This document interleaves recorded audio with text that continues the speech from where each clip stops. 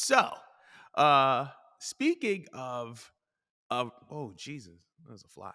Speaking of the WWE, it has come to my attention. I've seen it on social media that one Austin Theory has now reached 200 days, 200 plus days as the United States champion.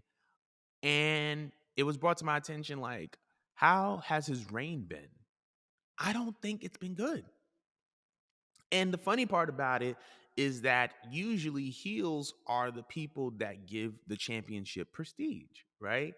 Um, but it's been lacking. It's very I don't see the US title having that pop factor. And it sucks because when you look at the other brand and you look at their quote unquote mid-card title, Gunter is having a once in a lifetime, once in a generation run with that Intercontinental Championship. I think that after Vince McMahon stepped down from being the CEO and kind of the head creative in charge, we noticed that Triple H was putting a bigger emphasis on these quote unquote mid card titles, right? And I think that he did a good job at making them feel important. But when Austin Theory holds that championship, it doesn't feel important anymore. You know what I mean? And I think that it has nothing to do with who he is as a wrestler. I've been following Austin Theory since he's been in Evolve.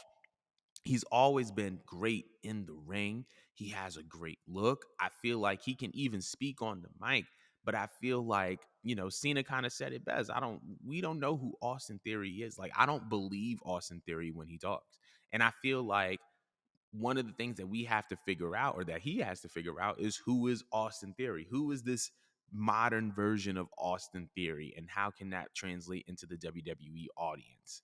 I think that Triple H even tried to kind of like give him some grit, made him grow out his facial hair. He started dressing a little bit more rugged, but it still hasn't had that pop factor. And so I don't think that he's really had any memorable segments, memorable matches, memorable moments. And if they are, it was really stuff that had nothing to do with him, right? Like the most memorable things that he was involved in were the things pertaining to John Cena. And it was because John Cena was being John Cena, right? It wasn't because Austin Theory was like, standing 10 toes. It was because John Cena was being John Cena, right? So there's that. But this is what I wanted to bring up from earlier. I have an idea. I think that LA Knight should be the next United States champion. I believe that LA Knight is one of the most over acts in WWE. I believe that it's Rhea. I believe that it's Dominic. I believe that it's Seth and Roman. And then this isn't in no particular order, by the way. I think it's Roman, Seth, Dominic, Rhea, and LA Knight.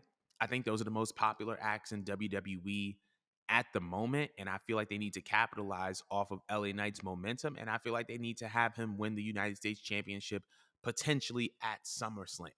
I believe that he is a very believable United States champion. I believe that people would gravitate towards him. I think that the prestige of it would go up because he's holding it.